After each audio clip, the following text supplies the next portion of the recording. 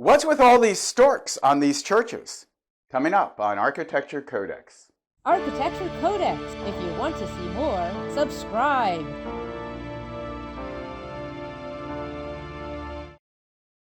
The history of Judaism and Christianity is an astounding tale of dedication and faith, hardship and salvation. And it continues to inspire Jews and Christians such as myself today. But if you read the Bible, you will see a lot of the people were sojourners, and they traversed the known world, often compelled by God and sometimes running away from God. But if you look closely, you'll find out that they walked everywhere they went.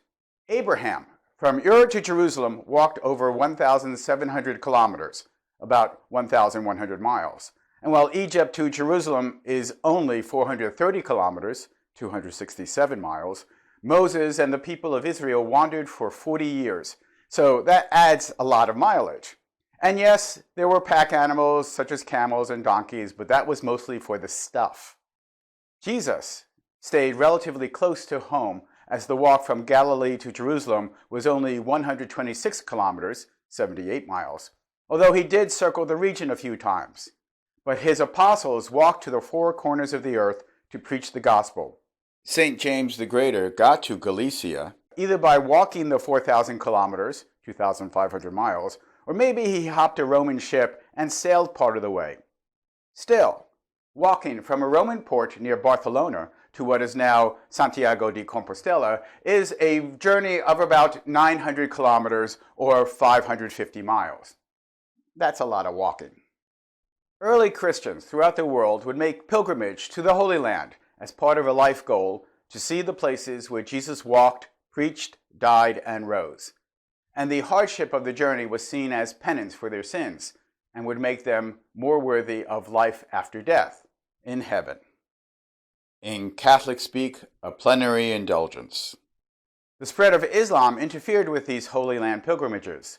At first, the caliphs who conquered Jerusalem permitted Christian pilgrimage, but when the Seljuk Turks took over, they began to slaughter the Christians. And while Crusader knights would often ride horses, it was the literal foot soldier who walked from Europe to Jerusalem, about 3,300 kilometers or 2,000 miles. Yada, yada, yada, the Crusades, yada, yada, yada, no more Christian pilgrimages to the Holy Land. At this point in history, Christians turned to holy expeditions almost exclusively within Europe. But slightly before the Crusades, the first such pilgrimage recorded from France to Santiago de Compostela occurred around 950 AD. And millions have made similar treks ever since on a series of trails known as El Camino, Spanish for the way. What drew the faithful to Galicia were the holy relics of St. James the Apostle that were transported to the region shortly after his death. For Catholics, relics, the remains of holy people we call saints, are often the catalyst for miracles. These miracles, these signs, are an indication that God is still active in our world today. And many miracles of healing were attributed to the remains of St. James the Apostle. To house the relics, the Spanish eventually built the Cathedral of Santiago de Compostela, the final destination for those walking El Camino. There are many paths dubbed El Camino, but one of the oldest is also known as the French Way, which starts in Saint-Jean, France, and goes all the way to Compostela. The total distance is about 500 miles or 780 kilometers. My wife Gina and I recently made the trek, but we started from Lyon to Santiago, about 190 miles or 200 miles if you count all the mistakes and the other excursions that we traveled.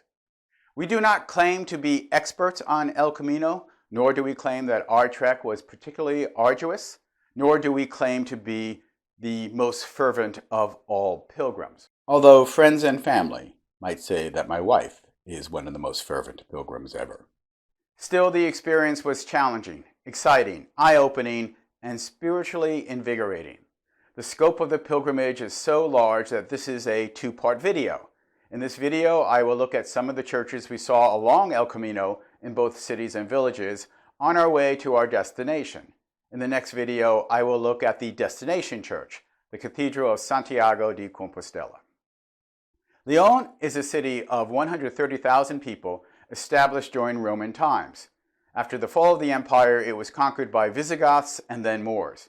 But around 910 AD, Christians took control and made it the capital of the Kingdom of Leon. The cathedral at Leon, also known as Pulchra Leonina, the beautiful Leon, is dedicated to Holy Mary, the mother of Jesus, and was started in the 13th century, and is high Gothic, designed by master mason Enrique. It has more stained glass than one would normally see in sunny Spain. It was completed during the 15th century and thus has some very Renaissance elements, particularly in its central choir. The Pilgrim's Mass at Leon is at San Isidoro, a 10th century church built as part of the medieval city walls and housing the remains of the saint for over 1,000 years. And for many centuries, pilgrims have entered the basilica through the side Porta de Perdón, Gate of Forgiveness, for a pilgrim's mass, during which a special blessing is bestowed on those walking El Camino. The evening pilgrim masses at the villages and cities, in the churches, all along the way, became my favorite part of the day. First, you were done walking. Secondly, the soothing calmness of the sacrament of the Mass was a way to really put you in touch with the spiritual orientation of the walk. And it also put you in touch with all those pilgrims because they gave a special blessing that in some churches was going on for over 1,000 years. And what better way to put you in touch with God and those who have been inspired to make the walk before you. Have you walked El Camino? What were your favorite parts of the walk? Are you thinking of walking El Camino? Do you have any questions? Put all of that in the comments below. The cathedral at Astorga was begun in the 15th century on the foundations and walls of the Romanesque church that was started there in the 11th century, and elements were added well into the 18th century. So different parts are of different architectural styles, with each succeeding architect, Juan de Colonia, Rodrigo Gil de Jotanan, and others, adding pieces in the style of their age. It does not have the strength of a single style building. Looking at it, you want to say, make up your mind. But its complexity and confusion is really what makes it endearing. By the way, there are some Antoni Gaudi buildings along El Camino. The Bishop's Palace in Astorga, a city of about 11,000 people, was designed as a tribute to the city's medieval heritage, and Gaudi started construction in 1889. After Bishop Grau died, disagreements severed the relationship, and it was finally finished in 1915 by architect Ricardo Garcia Goereta. Casa Botines in Leon was a combination house, business office, and rental units, with Gaudi's design also paying tribute to Leon's medieval heritage. In Leon, there is a statue of Gaudi sketching his building. So I joined him and pointed out how Antoni could improve his sketch. There were a lot of smaller churches in cities and small towns, so many that we could only appreciate them while we walked past them. Some were old, some were new. Many were locked. When we could, we stopped inside and said a prayer. And of course, I did not sketch most of them. But for those for whom El Camino is more than a hike or a sightseeing tour, the church tells the story of each town. In Castile, most of the churches had a bell structure that was not so much a tower as a flat facade from the Renaissance or Baroque period with neoclassical elements. In some cases, it was attached to an older fieldstone church, and in some cases, a modern brick church. And sometimes it was not attached to anything. Almost as a rule, these bell facades had a stork or pelican nest. This is because it is a tall structure which is generally left alone. There is no universal regard as to whether such nests bring good luck to the town, but it is an interesting phenomenon. Some towns have erected poles specifically for the birds to build their nests and perhaps to keep them off the churches, but it does not always work. The parish church of Santa Maria at Santa Catalina de Somoza is typical of these smaller churches, complete with storks nesting in the bell tower. It is a town of about 40 or 50 residents, and the church is part of the active parish life in the Catholic community today. Its history goes back to the Middle Ages, and its importance has everything to do with it being along El Camino. It houses the relics of San Blas, a 4th century bishop from what is now called Turkey, whose remains were probably rescued during the Crusades. Local farmers and masons built the original Romanesque-style church, which was extended in the 16th and 18th centuries. The bells appear to have been installed in 1783. The stones are local, not formally dressed, but stacked carefully with mortar. Its outside is attractively earthy, but the inside is delicately pure with white and gold dominating. Every day you walk El Camino, you start the day with plans and goals, but then mistakes are made or something unexpected occurs over the crest of a hill or around a bend. Sometimes something that was expected is not there, and you deal with it. Sometimes finding the conch shell signage marking the way was easy, and sometimes it was hard. Maybe someone added a painted yellow arrow to help. And regardless of what happens, the last 4 miles of the day seem to take an eternity. You learn to put yourself in God's hands, and that no matter what happens, at the end of the day, everything seems perfect. In Ponferrada, a city of about 63,000 people, the Basilica of the Virgin of the Oak, La Encina, is the main church. It is a new church along El Camino, meaning it is only 500 years old. Like many churches that take a long time to build and decorate, it started off in one style and was finished in another. It has been described as Gothic because of the interior vaults, but I find the exterior too boxy for that. I think that boxiness has to do with it also serving as a fortress when necessary. Ponferrada is the home to a Templar castle, which we looked at recently in Architecture Codex video number 122.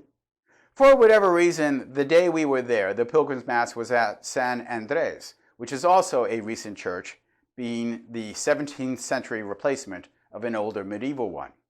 The interior holds a series of life-size statues depicting Stations of the Cross, which are part of a procession during Holy Week. The church likewise has a closed, boxy exterior, which hints at one of its functions was as a citadel during times of war. We see that blatantly at the Church of San Juan in Portamarin, built by the Knights Hospitaller. It definitely was built as a combination citadel and church, complete with parapets with square Guelph merlins. This form means they recognized the Pope's authority as preeminent, although I suspect there was less Christian infighting here because of the Islamic threat that remained on the Iberian Peninsula until 1492. These semicircular arches, portals, barrel-vaulted nave, and round rose window push this as a more pure Romanesque church than others we have seen.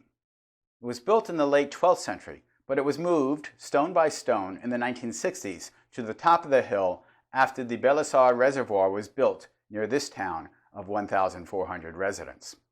Walking El Camino brings you across a lot of different kinds of terrain: rocky mountain trails, urban streets, paths along highways, and through a lot of farms. Along the way, to accommodate Los Peregrinos, the pilgrims, cafe bars have sprung up in towns and in the middle of farms, or even in the middle of nowhere out of a trailer. So don't be surprised, as you enjoy your breakfast of café and tortilla de jueves, there is a herd of sheep or cows driven by your table. It is one of the many unexpected joys of El Camino. Just after you cross from Castile to Galicia, and after a 2,000-foot, 600-meter ascent up a mountain, you come to the town of O Sabrerio. With just 26 residents and the Church of Santa Maria de Sabrerio. It is a squat but beautiful church, built of the rougher stone construction we have seen in significantly smaller churches. The town was a Roman camp, but after years of neglect, became more important only in the 11th century when the church was built because of El Camino. During the middle of the 20th century, the pastor, Father Elias Valina San Pedro, revived pilgrimages along El Camino, promoting the journey for spiritual reasons. He devised the yellow arrow to better mark the path. Just before his work, in the earliest part of the 20th century, perhaps only 1,000 people walked El Camino in each year. Today, the number is exceeding the medieval rate of 500,000 a year to over 600,000 people a year, with half of them walking the French way. The church in Compostela is another impressive Romanesque-style church built of cut stone, showing a little more refinement than the stone-stacked churches. It was an 18th century reconstruction of sorts of the original 9th century church.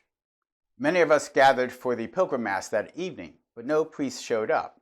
It happens, and we don't know why the priest was delayed that evening, but it's just an indication that even in Spain, there are not enough priests for all the churches. Compostela, a town of about 700, is named for 3 castles, but no trace of them remain. And an attempted excursion to the advertised Neanderthal cave was fruitless, as the excavation is really not open to the public. Your backpack and take it step by step. And I walk, and I walk, and I walk, and I walk, and I walk. Stones were quarried here to build the destination church in Santiago, with some pilgrims in history carrying a stone or two to the city. We left stoneless the next morning for Sarria, a mere 18 kilometers away. And while you walk El Camino, you have a lot of time to think. And it occurred to me that the further we walked from Compostela, the Sarria we got. I didn't say all the thoughts were profound. In Sarria, the main church dedicated to Santa Marina is also the location of the Pilgrim's Mass.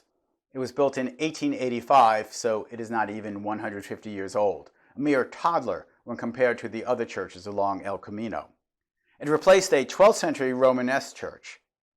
This Romanesque design is done with all the refined finesse that the Romantic Revival movement can conjure. Sarria, a town of 14,000 people, is the starting point for many who walk El Camino, as it is the minimum distance, about 100 kilometers, away from Santiago, which is necessary to walk in order to earn your official Compostela certificate. Walking through Galicia, we started seeing these small elevated sheds that had an almost religious significance. These arroyos started as a safe dry way to store grain and reduce rodent infestation. They can be made of stone and terracotta or wood, and they are all well ventilated. Some of the ones we saw seem to have become more ceremonial than functional as granaries. The Romanesque church at Pla de Rey, a town of 3,300 residents, was built in the late 11th century. It is small, but its sincerity is almost unmatched, both in its construction and the active Catholic community there. It was one of the friendliest pilgrim masses we attended, and that is a very high bar. It is nested on top of one of the hills in this village, which has a lot of deep valleys. By this stage of El Camino, you manage to walk vigorously 12, 15, 18 miles, but by evening you hobble around like a cripple, and you start deciding which restaurant you're going to eat at by whether or not you have to go up steps to get to it. In seeking advice to prepare for walking, one friend said that the best preparation for walking El Camino is to walk El Camino. Another friend said there is no such thing as an easy day, whether it is the rocky terrain, the hills, the long distances between water, the sun and lack of shade, and the heat, or the bitter cold and the mountain winds. Because of our work schedules, Gina and I went in June and were besieged with a weeks-long heat wave, unusual even for Spain, with daily temperatures in the mid-90s, humid, and the relentless Spanish sun beating down on you all day. While I normally like long hikes, the heat made much of the walking excruciating. That is why we changed our strategy and started walking before dawn, sometimes 6 or 8 miles before breakfast, such that we would finish walking by 2 or 3 in the afternoon.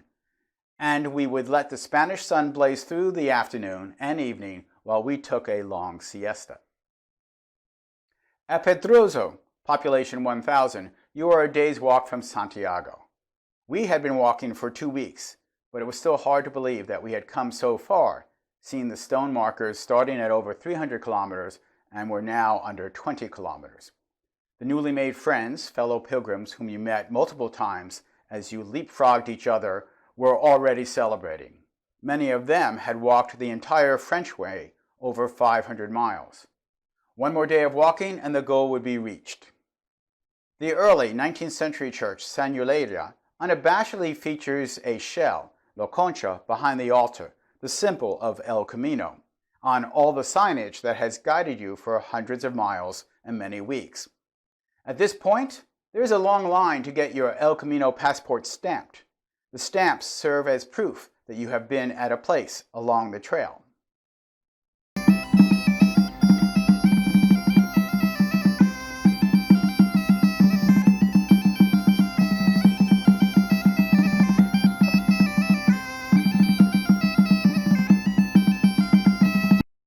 I walked the entire distance without ever listening to music from my phone. Some of the time you are praying together out loud, sometimes praying to yourself. Other times you are engaging in very long conversations, but much of the time is done in silence. But when you are silent and not praying, your mind travels in its own direction. You start thinking, who thought this was a good idea? Wow, this vista is amazing. I am so glad I am doing this. If Robert Moses was in charge of El Camino, he would have dug tunnels and built bridges and straightened out the path such that it would have been much easier to walk. I love doing this with Gina, my wife, another shared experience in our marriage. But then you also hear the rhythm of your steps, the tap of your walking stick on the ground, and each footstep that follows. And if you are married to a musically talented wife and have a musically talented family, that rhythm becomes a song, which is a perfect soundtrack for a montage of El Camino.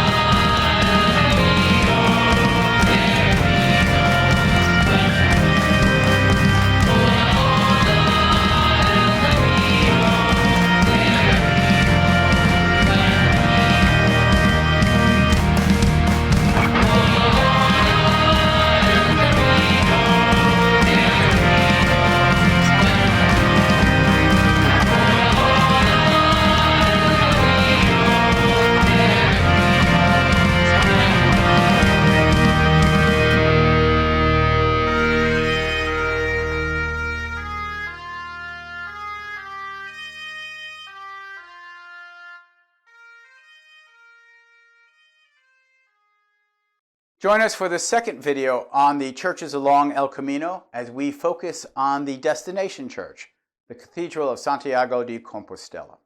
In the meantime, you can also join as a paying member and get some advantages and early access to videos and special videos made only for members. You can also always just subscribe, share, like, comment. That helps too. And we thank you very much for your support. I'm Michael Molinelli, and this is Architecture Codex.